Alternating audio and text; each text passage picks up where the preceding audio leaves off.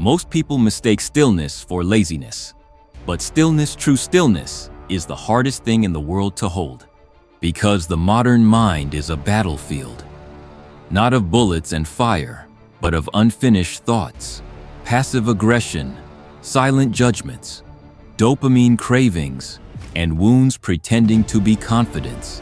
The average person wakes up already losing, a war they don't even realize they're in. The war of overstimulation, the war of reaction, the war of emotional dependency. He doesn't know why he's tired, why he can't sit still, why silence feels like suffocation. But the Stoics knew. Marcus Aurelius once wrote, "You have power over your mind, not outside events. Realize this, and you will find strength." Yet what happens when the mind itself becomes the tyrant? When your own inner world is louder than the chaos outside? That's when habits matter, not routines for productivity. Habits of soul.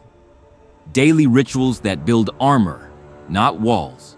Because the man who doesn't anchor himself each morning is swept away by noon. His focus hijacked, his peace stolen, his energy leaking into arguments that aren't his, opinions that don't matter, approval that never lasts. Stillness, then, is not the absence of movement. It is the presence of intention. You will not find it in scrolling. You will not buy it with money. You must train for it. Quiet does not arrive. It is earned by a mind that knows where it stands. Chaos is not always noise. Sometimes it's the echo of your own unhealed emotion bouncing off every moment of silence. And unless you interrupt it, it will follow you everywhere. He begins the day reaching for his phone, not knowing it's already over.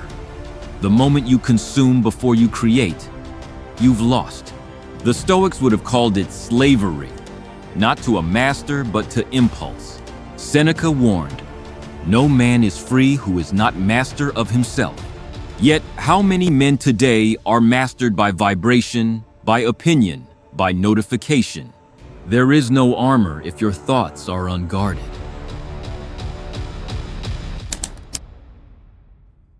The first habit, though it seems small, is sacred. Wake with intention before the world touches you. Before anyone has the chance to shape your mood, you shape your direction. The Stoics didn't check the weather to decide their attitude. They didn't ask the world for permission to be at peace. They chose it, daily, like a sword taken up before battle. And that is what this is, a battle not of reaction, but of restraint. Because silence isn't empty, it's full of discipline, reflection, and clarity. He begins to sit, even if only for 5 minutes. Eyes open or closed, but still. Letting the swirl of thought settle. No judgment, no urgency, just observation. What you watch, you can rule. What you chase, you serve. Most people live in reaction to their own mind, mistaking chaos for personality. But the Stoic sits and sees. This is not me. These are just clouds. I am the sky. The difference between peace and panic, a breath. You start with one, then you take another. And before long, you no longer drown in your emotions. You float above them. But the storm doesn't end when you open your eyes. The noise just changes form. Now it speaks through people. Their energy, their wounds, their projections. You'll hear it in passive remarks, in sudden silences, in expectations they never voiced but punish you for not meeting. And if you are not trained in stillness, you will absorb it. You'll carry what isn't yours.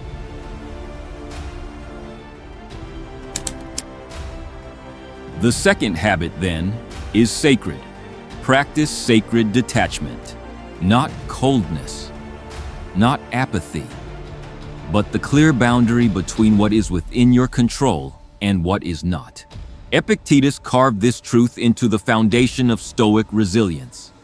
Some things are up to us, and some are not. The modern man confuses empathy with responsibility. He thinks he must fix everyone's emotions, carry every conversation, soften his truth to preserve someone else's illusion. But here's the brutal wisdom. You are not responsible for how others receive your clarity, only for how you deliver it. The Stoic does not argue with chaos. He does not wrestle shadows. He simply stands, quiet, firm, observing.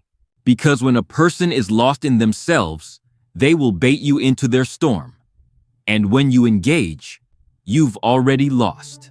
You've entered a script that was never yours. Played a role written by their trauma, not your truth. So the disciplined man doesn't play. He witnesses, and he waits. Because not every energy deserves your reaction. Some only exist because they feed on it. Let silence be your sword. Let non-reaction be your dominance. And in that moment, you become the storm's calm center. By midday, the chaos morphs again. Now it hides behind tasks, endless urgency, invisible pressure, a creeping sense that you are behind, though you're not sure behind what. Deadlines, expectations, the unspoken comparison to men who seem more accomplished, more disciplined, more in control. But beneath it all is fear, not of failure, but of stillness. Because when things go quiet, the real war begins.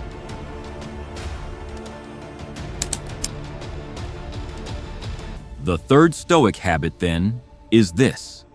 Create deliberate pauses. The world rushes, the mind races, but you stop.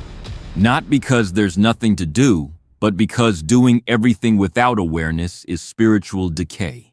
The Stoics didn't fear movement. They feared momentum without direction. They built in stillness as an act of rebellion against the chaos of crowds. Marcus Aurelius would walk the palace corridors and pause, not to show status, but to reclaim sovereignty. Every pause was a return to self, a micro moment of recalibration, a refusal to be yanked through life by unexamined forces. You don't need a monastery, you need a moment. Step outside, step back, step in. The phone can wait. The reply can wait. The spinning wheel of obligation, pause it. Because the more you react, the less you decide. And the man who cannot decide is not free. He is handled. So, the Stoic builds sacred breaks into the rhythm of his day. Not as weakness, but as war strategy. Stillness, again and again. Reset, again and again. He doesn't wait for clarity. He creates it through pauses that are louder than words. In a world that runs, slowing down is an act of power. But even the disciplined man, if he is not careful, carries residue by nightfall. Words unsaid, emotions swallowed. The slow drip of resentment or shame he thought he buried in the day's performance. This is the unseen weight most people drag to sleep. Not from labor, but from unprocessed life. And this, too, is chaos.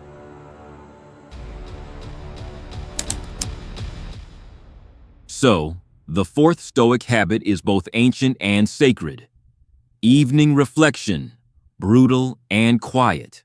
No judgment, no pity, just truth. Seneca once wrote, "Each day I examine myself. What bad habit did I curb today? What fault did I resist? In what respect am I better?" Not to punish himself, but to keep his soul sharp, to stand guard against slow erosion. Because you don't lose yourself all at once. You drift. One small compromise, one ignored emotion, one delayed truth at a time. The man who does not self-examine becomes a stranger to himself. So the Stoic makes it a ritual, not a diary, a mirror. He writes not for therapy, but for clarity, to see what the day revealed, who he became when triggered, what patterns repeated, what words were said from ego, not essence. This is shadow work, not the indulgence of pain, but the unveiling of self-deception. Because until you make the unconscious conscious, it runs your life, and you call it fate. And as he writes, he detaches, not to forget, but to unhook. So the weight of today does not poison tomorrow. So the self of tonight is not inherited blindly by the self of morning. Peace begins with awareness, and awareness begins where distraction ends. The final war of the day is won or lost by what you choose to remember. And when the world sleeps, the final chaos comes. Memory, regret, what could have been, who should have stayed, the ache of being misunderstood, the phantom pull of stories that never got their ending. This is the hour most people numb with screens or sedation. But the Stoic does something far more terrifying. He feels it.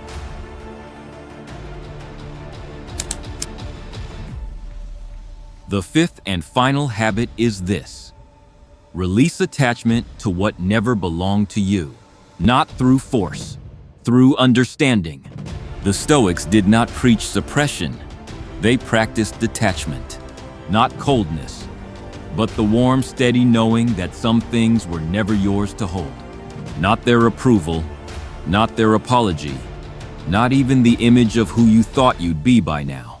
Because chaos doesn't just come from noise, it comes from false identity, from believing you must be everything to everyone, that you must carry the grief, fix the broken, perform the role. But Marcus Aurelius whispered, "You could leave life right now. Let that determine what you do and say and think." What he meant was this: stop postponing your peace. You are not here to complete someone else's story. You are not here to live chained to ghosts. You are not here to win a game that eats your soul. You are here to let go.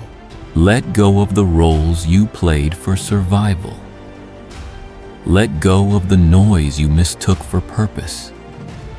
Let go of the chaos that was never yours. And in that quiet, something returns. You, not the one they shaped, the one you remembered. Through silence, through breath, through reflection, through choice. Letting go isn't giving up.